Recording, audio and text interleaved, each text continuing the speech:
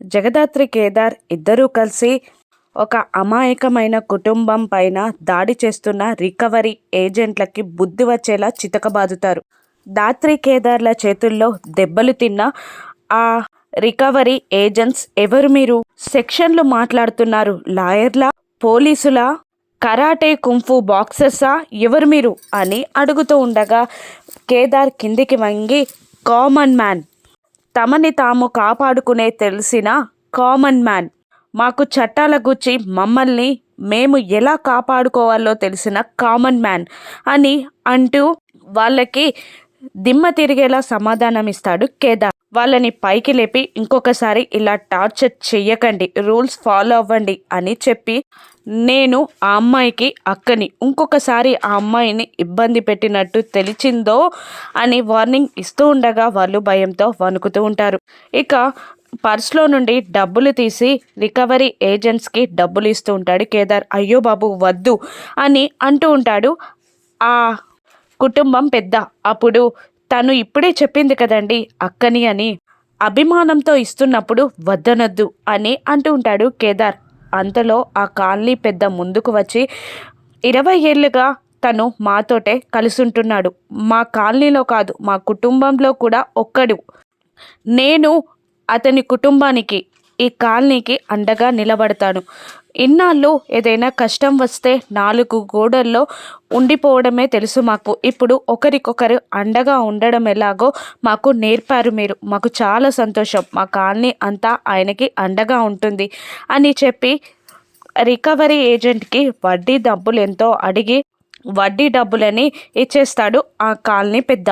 Kedar visiting card ఇస్తూ, మీకు ఏదైనా ప్రాబ్లం ఉంటే మాకు చెప్పండి అని చెప్పి దాత్రి కేదార్లు అక్కడి నుండి బయలుదేరగా, అక్క అంటూ వాటేసుకుంటుంది ఆ అమ్మాయి. నేనున్నాను నీకు, ఇంకొకసారి ఎవరైనా నిన్ను బాధ పెట్టాలని ట్రై చేస్తే ఎదురించి పోరాడు, తెలివితో హ్యాండిల్ చెయ్యే తప్ప ఇలా భయంతో ఈ పని చెయ్యకు అని అంటూ ధైర్యం చెప్పి అక్కడి నుండి వెళ్ళిపోతారు. యువరాజ్ నిషిక ఇద్దరు రూమ్లో కోపంగా ఉంటారు. నిషి కోపంగా అటు ఇటు తిరుగుతూ ఉంటుంది. ఇప్పుడేం చేయాలి అని అంటూ ఉండగా, ఇంద్రాని గనక అక్కకి విషయం చెప్పేసిందనుకో, కంపెనీ కాదు కదా, కంపెనీ గేటు కూడా తొక్కనివ్వదు అని అంటూ ఉంటాడు యువరాజ్. నాకు తెలుసు ఆ విషయం, మేము నిమిషానికి 10 సార్లు గుర్తు చేసి నన్ను దెబ్బి పొడవాల్సిన అవసరం లేదు అని అంటూనే, పెద్దలకు పోయి ఇప్పుడు అప్పు చేశాను, ఇప్పుడు ఎలా తీర్చాలో అర్థం కావట్లేదు అని తల బాదుకుంటూ ఉంటుంది నిషిక.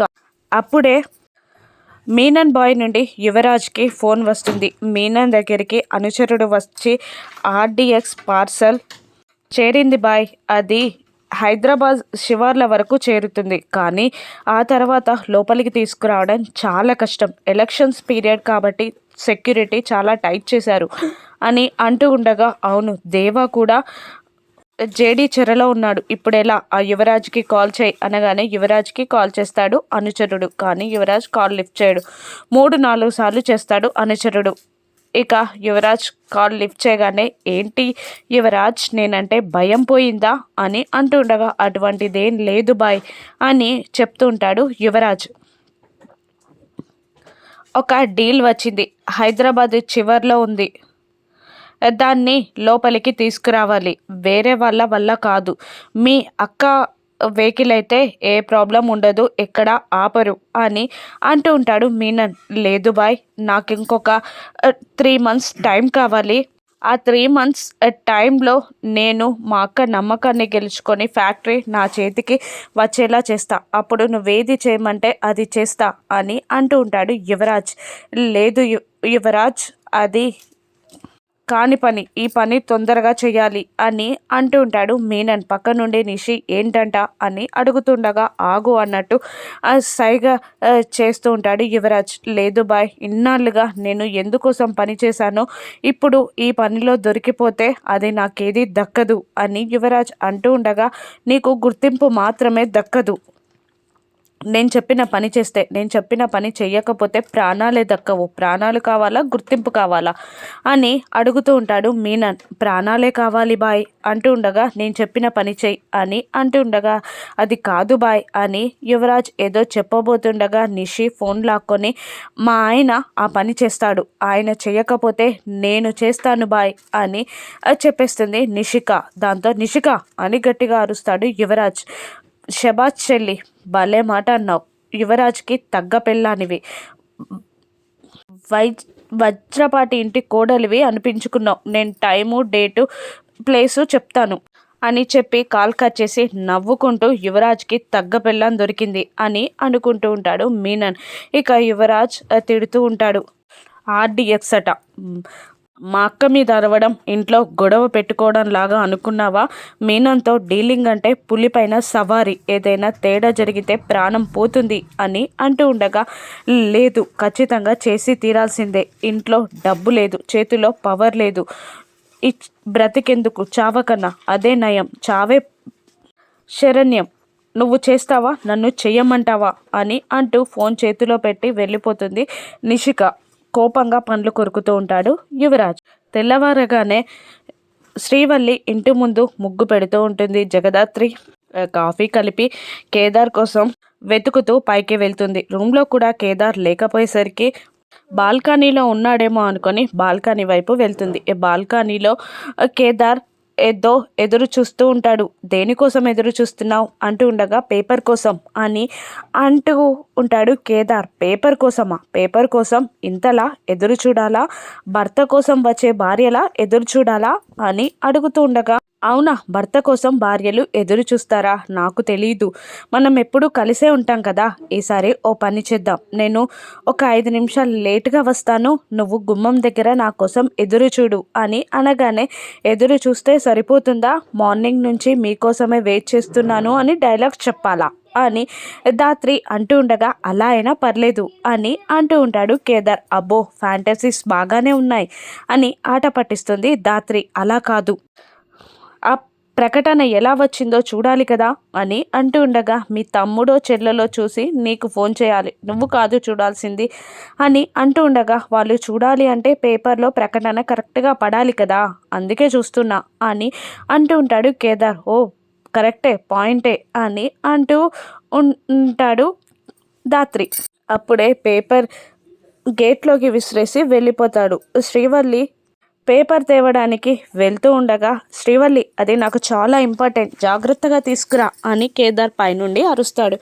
ఇక నడుచుకుంటూ వెళ్ళి కాలు స్లిప్ అవ్వడంతో సుహాసిని ఫోటో పైన చెయ్యి వేసి పేపర్ పైకి తీసి, ఏంటి ఇందులో అంత ఇంపార్టెంట్ న్యూస్ ఏముంది అని అనుకొని సుహాసిని ఫోటో తప్ప పేపర్ అంతా చూసి లోపలికి తీసుకెళ్తుంది శ్రీవల్లి. ఇక పరుగున వస్తూ ఉంటాడు కేదార్. కంగారుగా వస్తూ ఉండగా స్లిప్ అయి పడిపోబోతూ ఉండగా కౌశికి, ఏంటి అంత కంగారు అని అంటూ ఉండగా, ఎక్సైట్మెంట్ వదినా అని అంటూ ఉంటుంది దాత్రి. ఎక్సైట్మెంటా, ఎందుకు అని కౌశికి అడగగానే, పేపర్లో వచ్చే ప్రకటన గుచ్చి అని చెప్తూ ఉంటాడు కేదార్. ఏంటా ప్రకటన అని కౌశికి అడగగానే, శ్రీవల్లి తెచ్చిన పేపర్ని తీసుకొని చూసి కౌశికి అందిస్తాడు కేదార్. ఆ ప్రకటన చదువుతూ ఉంటుంది కౌశికి.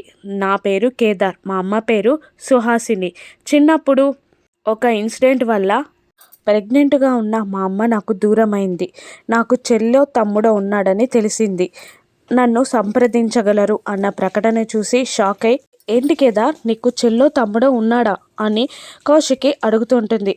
అవును వదినా, సంబరపడాల్సింది పోయి అంతలా షాక్ అవుతున్నారేంటి అని అడుగుతుండగా, ఇది తప్పవచ్చు కదా అంటూ ఉంటుంది కౌశికి. అలా కాదు, గుమస్తా ఆదిత్యపురం వెళ్ళినప్పుడు చెప్పాడు, నిజంగానే నిజం అనిపించింది మాకు అని సంబరపడుతూ ఉంటారు దాత్రి కేదార్. ఇది నిజమైతే మా బాబాయ్ పరుగు పోతుంది, ఇంటి పరుగు పోతుంది, మీకు ఎలా చెప్పాలో అర్థం కావట్లేదు, మీ సంతోషాన్ని కాదనలేను అని కౌశికి అనుకుంటూ ఉంటుంది. అప్పుడే అక్కడికి వచ్చి వైజయంతి ఇదంతా విని బిగుసుకుపోతుంది. ఇది ఒకసారి పేపర్ ఇవ్వక్క, కేదార్ వాళ్ళ అమ్మ ఫోటో నేను కూడా చూస్తాను అని శ్రీవల్లి అడుగుతూ ఉండగా కేదార్ పేపర్ అందిస్తాడు. శ్రీవల్లి ఫోటో చూడబోతూ ఉండగా వైజయంతి ఒక్కసారిగా హారతి ప్లేట్ని కింద పడేస్తుంది. దాంతో అందరూ అక్కడికి వెళ్తారు. ఇక శ్రీవల్లి చేతుల్లో నుండి పేపర్ లాక్కొని కాలేలా కావాలనే పేపర్ని కాల్చేస్తుంది వైజయంతి. అందరూ బీరిపోయి చూస్తూ ఉంటారు. ఎందుకు కాల్చావు పిన్ని పేపర్ అని కౌశికి జగదాత్రి కేదార్లు అడుగుతుండగా అయ్యో కాలిపోయింది చూసుకోలేదు అని అంటూ అమాయకంగా నటిస్తూ అక్కడి నుండి టెన్షన్ పడుతూనే వెళ్ళిపోతుంది. అమ్మ ఎందుకో కంగారు పడుతుంది కదక్క అంటుంది శ్రీవల్లి. ఇక వైజయంతి కంగారుకి కారణం జగదాత్రి కనిపెట్టగా